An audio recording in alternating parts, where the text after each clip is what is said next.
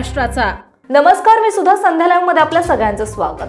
मनोज जरांगेंच्या मागण्या सरकारने मान्य केल्या आहेत। त्यानंतर आता अनेकांनी सरकारच्या निर्णयावर नाराजी व्यक्त केली आहे। सरकारने मराठा आरक्षणासंदर्भात मंगळवारी जारी केलेल्या शासन आदेशासंदर्भात कोर्टात दाद मागणार असल्याचं छगन भुजबळांनी यावेळी स्पष्ट केलंय। यावर आता उपमुख्यमंत्री एकनाथ शिंदे यांनी प्रतिक्रिया दिली आहे, पाहूया।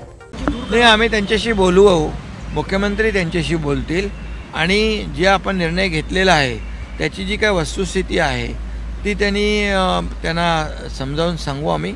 आणि मला वाटतं आपण घेतलेला निर्णय जो आहे तो त्याची माहिती आणि ती वस्तुस्थिती समजून घेतल्यानंतर मला वाटतं भुजबळ साहेबांचा नाराजी दूर होईल। ती समिती जसं मराठा समाजासाठी उपसमिती केली होती आणि प्रत्येक जे काही छोटे मोठे विषय जे आहेत त्याच्यातून ते सोडवले जात होते, त्याचप्रमाणे ओबीसीचे जे काही प्रश्न आहेत त्या बाबतीमध्ये समिती आज गठीत झालेली आहे। मुख्यमंत्री महोदयांनी केलेली आहे ती, आणि त्याचं 6 लोक त्याच्यामध्ये काम करतील। सर, पण काल मराठा समाजासंदर्भातला निर्णय घेतल्यानंतर ओबीसी नेते आज आक्रमक झालेले आहेत। छगन भुजबळ सुद्धा बहिष्कार टाकला आणि कॅबिनेटवरती निघून गेले। कॅबिनेटवरती छगन भुजबळांनी बहिष्कार टाकला का? काय नक्की संवाद झाला कॅबिनेटला? भुजबळ लगेच निघून गेले। भुजबळ साहेबांनी म्हटलं की मी पूर्ण जो निर्णय आहे काल घेतलेला तो पूर्ण वाचतो, त्याची माहिती घेतो आणि त्यानंतर पुढची जी काही भूमिका आहे ती ठरवतो। त्याचबरोबर आज कॅबिनेटमध्ये देखील चांगले निर्णय झाले। संजय गांधी निराधार योजना 1,500 रुपये होते, त्याचे 2,500 रुपये केले। त्याचबरोबर नगरविकास विभागामध्ये जी आपण अनेक निर्णय घेतले, त्यामध्ये मुंबई आणि डेपो, वडाळा ते गेटवे ऑफ इंडिया अशा 11 प्रकल्पांना 23,000 कोटींना मान्यता दिलेली आहे। ठाणे रिंग मेट्रो जी आहे ती, पुण्यातील मेट्रो मार्गिका, नागपूर मेट्रोच्या टप्पा 2च्या कर्जास मान्यता दिलेली आहे। जवळपास मोठे नगरविकासचे 8 विषय होते आणि त्यामध्ये सर्वाला मंजुरी दिलेली आहे। आणि त्याचबरोबर जे ठाणे नवी मुंबई जे एअरपोर्ट आहे त्याला देखील एलिव्हेटेड जो रस्ता आहे त्याला देखील आपण मान्यता दिली। त्याचबरोबर हायकोर्ट जे आहे आपण BKC बांद्रा BKC करतो आहे त्याला जवळपास वाढीव मंजुरी 3,700ची दिली आहे, पण टोटल जो खर्च आहे तो 7,000 कोटीचा आहे, त्याला देखील आपण मान्यता दिलेली आहे।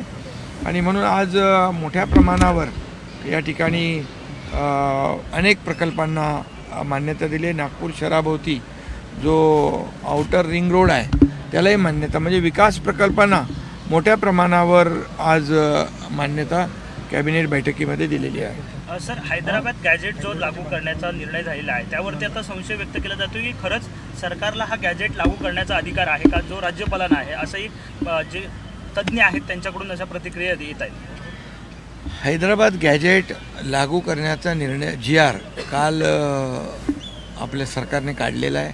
त्या बाबतीमध्ये सविस्तर मी बोललो आहे, मुख्यमंत्री बोललेले आहेत आणि यामध्ये जो निर्णय आम्ही घेतला आहे तो कायद्याच्या चौकटीत बसवून घेतलेला आहे, कायदेशीर आणि नियमाला धरून घेतलेला आहे। त्यामुळे जी काही पद्धत जी आहे मराठा समाजातल्या कुणबी प्रमाणपत्र देण्यासंदर्भातली जी पद्धत आहे, प्रक्रिया आहे, ती अधिक सोपी करणं, सुलभ करणं यावर तो निर्णय झाला आणि GR देखील त्याचा उल्लेख स्पष्टपणे केलेला आहे। त्यामुळे मला वाटतं त्याची अंमलबजावणी करण्यामध्ये कुठलीही अडचण येणार नाही आणि कुणबी प्रमाणपत्र मराठा समाजाला मिळतील।